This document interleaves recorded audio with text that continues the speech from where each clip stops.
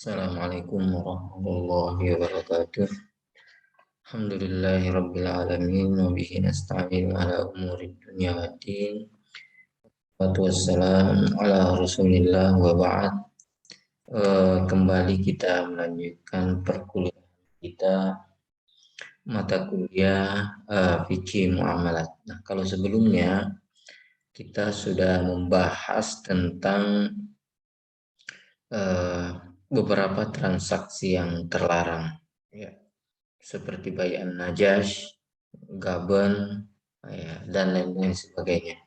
Nah, pada kesempatan ini kita akan melanjutkan dengan materi yang selanjutnya, masih dengan yang terkait dengan jual beli yang terlarang. Nah, sekarang ini kita masuk kepada jual beli yang terlarang yang disebut dengan al-ikrah. Nah, apa itu al-ikrah?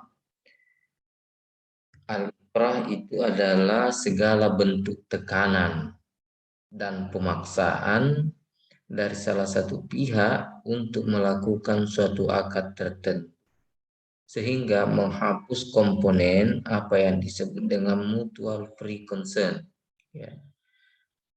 Nah, jenis pemaksaan dapat berupa ancaman fisik atau memanfaatkan keadaan seseorang yang sedang butuh atau the state of emergency. Inilah yang disebut dengan ikrah. Ya. Jadi kalau ada yang misalnya di dalam menjual sesuatu, nah kemudian dia melakukan ancaman kepada seseorang untuk membeli apa yang dia jual itu, maka itu masuk dalam kategori al-ikrah dan itu tidak dibenarkan di dalam agama kita.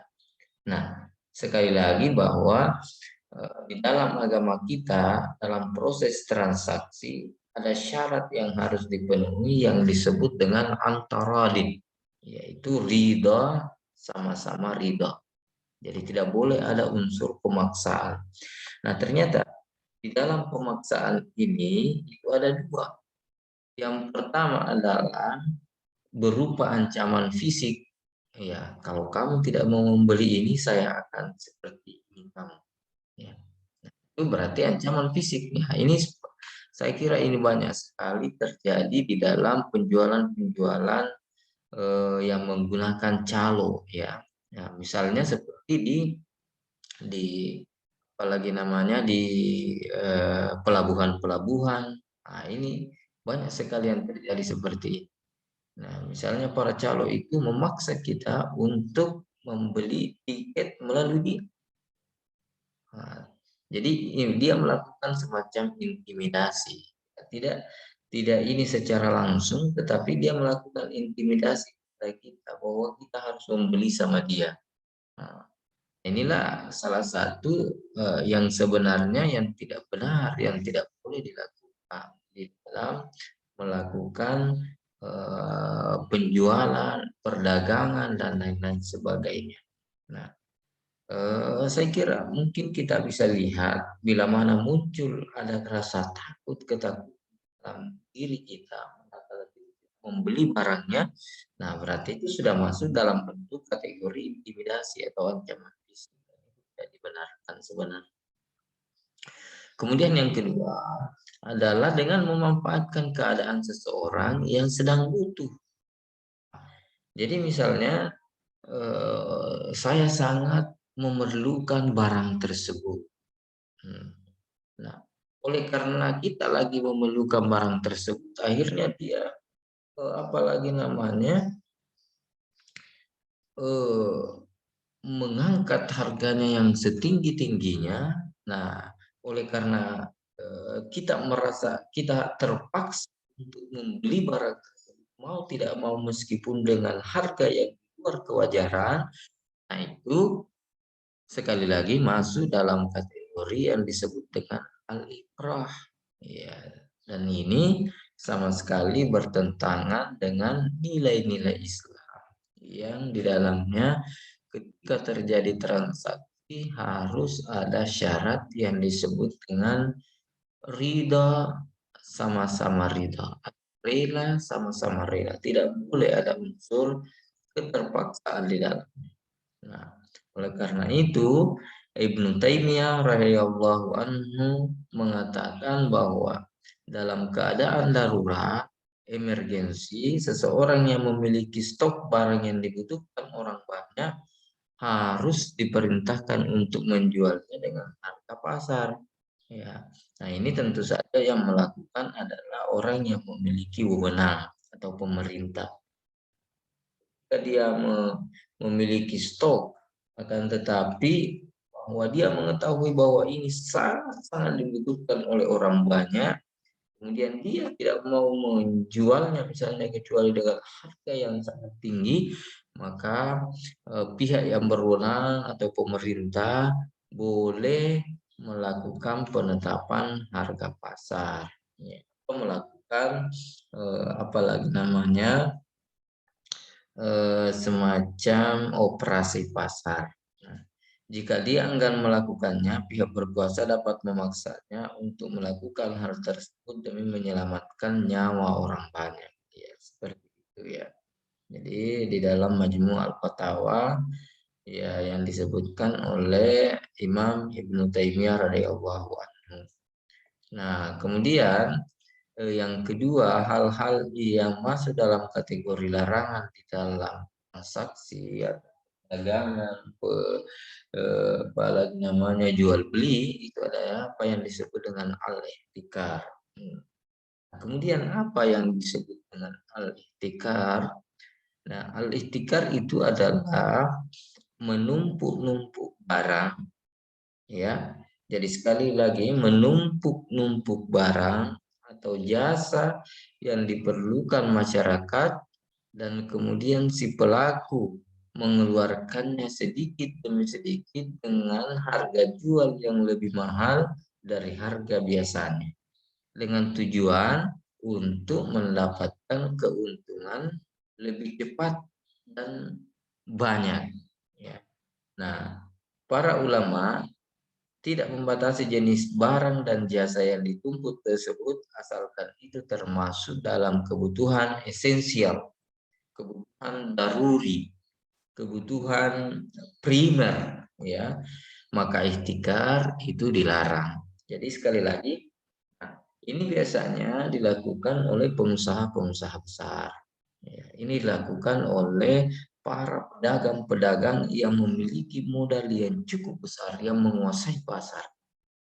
Nah, apa yang dilakukan? Yang dilakukan itu adalah menumpuk, menyimpan barang-barang yang diperlukan oleh masyarakat. Nah, kemudian dia tidak menjual secara langsung, tetapi dia menimbun barang itu, nah agar supaya barang itu menjadi langka di pasar. Nah, setelah langka di pasar, otomatis permintaan akan meningkat dan akan terjadi kepanikan di tengah-tengah masyarakat. Nah, kemudian harga menjadi melambung tinggi. Nah, setelah harga melambung tinggi, barulah kemudian dia keluarkan sedikit demi sedikit, dia jual sedikit demi sedikit, sehingga dia mendapatkan keuntungan yang sangat banyak. Ya. Nah, ketika dia mendapatkan keuntungan sangat banyak, maka dia tidak mau mengeluarkan secara langsung stoknya, tetapi dia mengeluarkan secara berangsur-angsur sedikit demi sedikit sehingga di pasar itu masih terjadi kekurangan stok. Jika terjadi kekurangan stok, tentu permintaan akan meningkat dan permintaan meningkat itulah yang menyebabkan mendorong harga pasar menjadi naik. Ya, bahkan bisa jadi menjadi suatu kepanikan di tengah masyarakat sehingga masyarakat itu menjadi panik dan sangat melambung tinggi. Nah, ini juga tidak dibenarkan di dalam Islam, bertentangan dengan nilai-nilai Islam, mental-mental pengusaha yang semacam ini.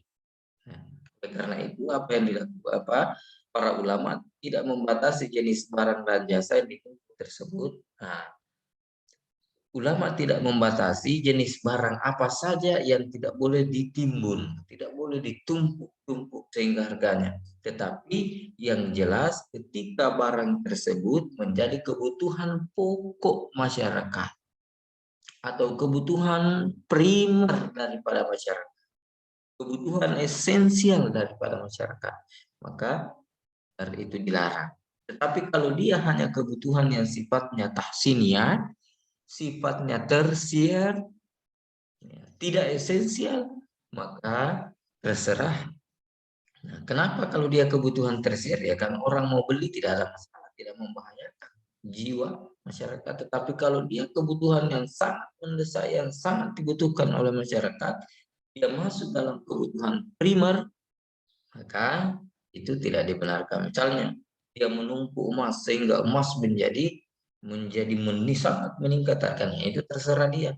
Nah, tidak ada masalah karena orang kalau tidak beli emas tidak ada masalah. Tetapi kalau dia berhubungan dengan kebutuhan pokok, dia berhubungan dengan kebutuhan primer, ya seperti jenis-jenis makanan yang sangat dibutuhkan oleh masyarakat, minyak goreng, beras, ya, dan lain-lain sebagainya, maka eh, itu tidak dibenarkan, ya tidak dibenarkan dan bertentangan dengan nilai-nilai Islam, ya. Rasulullah Shallallahu Alaihi Wasallam bersabda, manihtakara, ya, siapa yang menimbun suatu barang maupun jasa maka telah melakukan kesalahan, ya. Kemudian selanjutnya apa yang disebut dengan ya, saya kira itu saja dulu untuk materi kita pada pertemuan ini. Insya Allah pertemuan berikutnya kita akan masuk, masih ada dua lagi pembahasan tentang transaksi yang terlarang. Baik, sekian dan terima kasih. Assalamualaikum warahmatullahi wabarakatuh.